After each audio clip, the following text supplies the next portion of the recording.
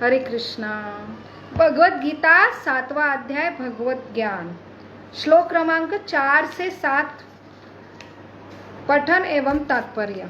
भूमिरापो नलो वायु खं मनो बुद्धिरेव च अहंकार इति यं मे भिन्ना प्रकृतिरष्टधा अपरेयमितस्त्वन्यां प्रकृतिं विधि मे परां जीवभूता महाबाहो येदं धार्यते जगत् एतद्योनीनि भूतानि सर्वाण्युपधारया अहं कृतस्य जगतः प्रभव प्रलयस्तथा मत्तः परतरं नान्यत् किञ्चिदस्ति धनञ्जय मयि सर्वम् इदं प्रोक्तं सूत्रे मणिगणा इव।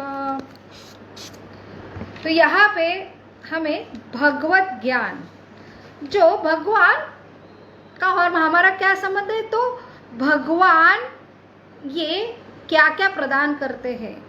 तो हमें हमारे भौतिक जो इंद्रिय से भगवान दिखते नहीं, लेकिन उनके कार्य जो यहाँ पे भगवान ये अध्याय में जो बता रहे हैं कि भगवान ये सृष्टि की निर्मित करते हैं, और ये सृष्टि के निर्मित में जो यहाँ पे खुद वो अर्जुन को बता रहे ये सब मेरे द्वारा होती है। तो हम साइंस में देखते हैं, तो हमारा जो साइंस है, तो साइंस का अर्थ जो ऑलरेडी तैयार है, चल रहा है, एक मनुष्य उसका छोटा सा घटक है। अपने छोटा सा घटक, छोटी सी लिमिटेड सीमित बुद्धि से ऐसे असीमित जगत के बारे में वो खोज निकलता है, और हमें वो मनुष्य द्वारा जो खोज निकाले हुए जो चीज़ है, और उसमें भी उसकी स्टडी रहती रेट्रोस्पेक्टिव, तो अपने बुद्धि से वो अलग अलग प्रयोग करता है। फिर ये कैसे सृष्टि है, वो कैसी चलती है, और उसे कहते हैं साइंस। और आज हम आधुनिक जो लोग हैं साइंस को ही एक प्रमाण, जो अधिकृत प्रमाण बोलते हैं, समझते हैं। लेकिन साइंस की परिभाषा क्या है, जो ऑलरेडी जगत तैयार हुआ है उसमें हम एक छोटा सा जीवात्मा, एक हिस्सा है। ऐसे हम सीमित है, और असीमित जो ब्रह्मांड है, और ऐसे असीमित ब्रह्मांडों को सीमित हमारे बुद्धि से, वो भी अपने अनुभव से, तर्क से हम खोज निकालते हैं, वही प्रमाणित करते हैं। तो यहाँ पे जो सृष्टि निर्मिति है, जो निर्मिति करता है वही कॉन्फिडेंटली बोल सकता है ये सारा मेरे द्वारा आता है। तो सिर्फ कॉन्फिडेंटली, और यहाँ पे सारे प्रमाण, ये शास्त्र, ये ऐसे शास्त्र है जो अपौरुषीय है। अपौरुषीय का अर्थ है जो लिमिटेड पुरुष जो है वो अपौरुषीय है। तो अपौरुषीय का अर्थ है जो पुरुष, जो हम एक लिमिटेड पुरुष है, तो यहाँ पे एक अनलिमिटेड पुरुष भी है, उसे अपौरुषीय बोलते हैं। जो उसकी जो बॉर्डर सीमित नहीं है, वो पुरुष नहीं है, साधारण पुरुष नहीं, दिव्य पुरुष है, जो ये सृष्टि का रचयिता है। ऐसे अपौरुषीय जिन्होंने खुद सृष्टि निर्मित की जो है, उनके द्वारा ये जो शास्त्र आया है। तो वहां पे खुद भगवान बोल रहे हैं कि ये सारे अपरा, अपरा का अर्थ है ये जड़ जगत, और परा जो है चेतन जगत। तो जहाँ पे चेतना नहीं है, ऐसा पृथ्वी, अग्नि, जल, वायु, ये आकाश से ही आता है, और ये भगवान ही ऐसे 8 जो अपरा शक्ति है, अपरा शक्ति में जो है पृथ्वी, वायु, जल, अग्नि और आकाश। तो हमारा जो शरीर है पंच महाभूतों से बना है, और ये पंच महाभूत ये एक्सटर्नल हमारा जो स्ट्रक्चर है, जो हार्डवेयर है, और हमारा और एक सॉफ्टवेयर है मन, बुद्धि, अहंकार। ऐसे 5 + 3 8 ये अपरा शक्ति है, जड़ शक्तियां है, और जिसमें चेतन नहीं है। लेकिन और एक पराशक्ति जिसे चेतन कहते हैं, चेतन का अर्थ है जो जीवित है। तो ये ऐसे लिविंग और नॉन लिविंग, ये दोनों भी शक्ति का उगम स्तोत्र भगवान कह रहे मैं हूं। ये जो है मेंटेन करने वाले भी है। तो यहाँ पे भगवान हमें ये सृष्टि की उत्पत्ति कैसे हुई, उसको चलायमान कैसे होता है, ये हम तो यहाँ पे ये सृष्टि की निर्मिति और उसको चलाने वाले, तो भगवान यहाँ पे हमें समझा रहे हैं कि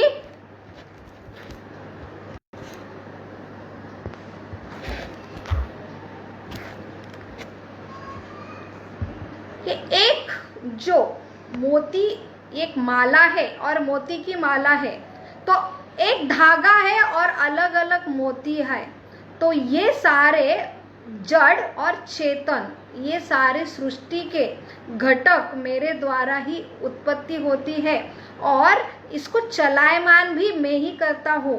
तो यहाँ पे पूर्ण विवरण से भगवान कह रहे हैं जो पुरुष अवतार है, कारणदक्ष विष्णु, गर्भदक्ष विष्णु, क्षीरोदक्ष विष्णु, तो कृष्ण ही उगम स्तोत्र है। कृष्ण से जो नारायण, बलदेव आते हैं, उससे 4 जो आते हैं जो है संकर्षण, वासुदेव, जो प्रद्युम्न और अनिरुद्ध, ये 4 भगवान के एक्सपांशन है। तो भगवान एक शक्तिमान है, और शक्तिमान से एक्सपांशन होता है, एक शक्तियां है भगवान की। तो भगवान की जो शक्तियां है उसमें 2 शक्तियां है, एक अपरा और परा।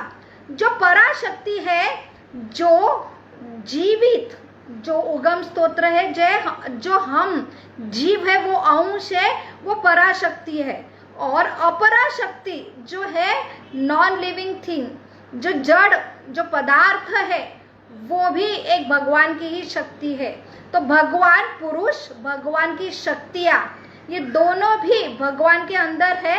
तो भगवान ये जगत निर्मिति करते समय जो शक्तियां को इस्तेमाल करते, जड़ अपरा और परा, तो ये दोनों शक्ति से ये प्रकृति की निर्मिति होती है, लेकिन पुरुष द्वारा। तो पुरुष कौन से बताया, पहले भगवान, फिर बलदेव, संकर्षण, नारायण, अनिरुद्ध, वासुदेव, प्रद्युम्न, उसके बाद और एक्सपांशन होता है विष्णु।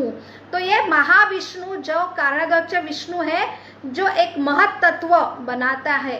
तो एक महत तत्व अर्थात गोलाकार, और उसमें गर्भदक्ष विष्णु प्रवेश करते हैं, और उसके बाद ये गर्भदक्ष विष्णु के नाभि से ब्रह्मा जी की उत्पत्ति होती है। ब्रह्मा जी सारे जड़ वस्तु बनाते हैं, ये पंच महाभूत, और 3 मन, बुद्धि, अहंकार, उसमें एक क्षीरोदक्ष विष्णु ये प्रवेश करते हैं।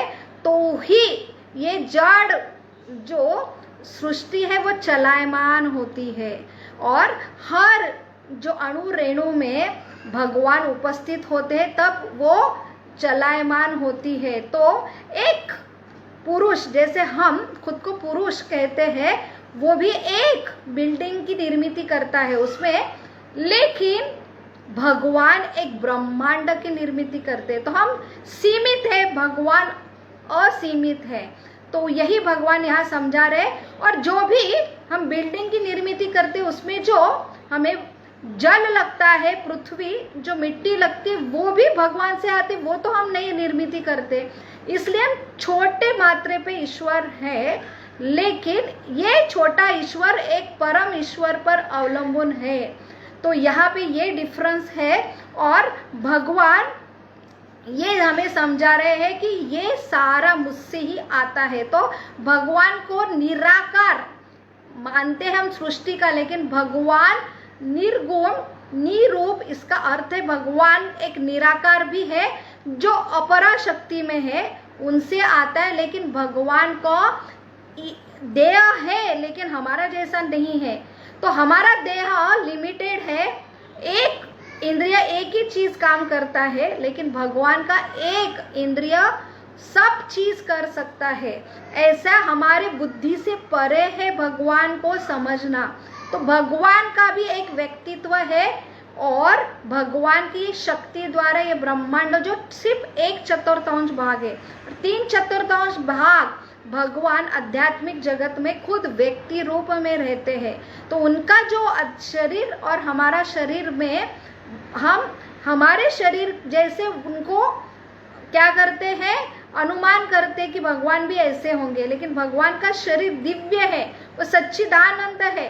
उनके एक एक रोम से ब्रह्मांड की निर्मित होती है और हर एक, जैसे भगवान सिर्फ आंखों से खा भी सकते, एक दृष्टिक्षेप से ये सृष्टि चलायमान करती, गर्भधारणा करते जीवों की, तब ये सृष्टि चलायमान होती है। तो स्पष्ट रूप से भगवान यहाँ कह रहे हैं इसकी निर्मिति उत्पत्ति में हूँ, और क्या प्रमाण चाहिए। तभी लोग भगवान को मानते नहीं, और मानते तो निराकार रूप में मानते, या भगवान कृष्ण को सिर्फ अवतार मानते हैं। तो भगवान यहाँ पे बोल रहे सारे अवतारों का मैं उगम स्तोत्र हूँ। तो यहाँ स्पष्ट रूप से ब्रह्मा जी जो आदि पुरुष है जिनके द्वारा सारी सृष्टि हुई, वो भी खुद प्रमाण दे रहे ईश्वर परम कृष्ण सच्चिदानंद विग्रह अनादिरादिर गोविंद सर्व कारण कारणम। सर्व कारण के कारण ये है कृष्ण, जो स्वयं जिन्होंने गीता बोली। तो यहाँ पे भगवत गीता ये कृष्ण द्वारा है, कृष्ण स्वयं बोल रहे हैं कि मैं सारे चीजों का उत्पादक हूँ। और फिर भी हमें ये श्रद्धा विश्वास आना कि भगवान से ये आता है और भगवान एक व्यक्ति और वो कृष्ण है, वो उसके ऊपर विश्वास निष्ठा आना हमें मुश्किल होता है। तो वही भक्ति योग द्वारा अभी ये भगवान हमें ये कैसे अनुभूति करना, उसके बारे में हम यहाँ पे आगे के श्लोक में देखेंगे। हरे कृष्णा कृष्ण कृष्ण हरे हरे, हरे राम राम राम हरे हरे। तो हम कल 8वें नंबर से श्लोक से आगे बढ़ेंगे। हरे कृष्णा।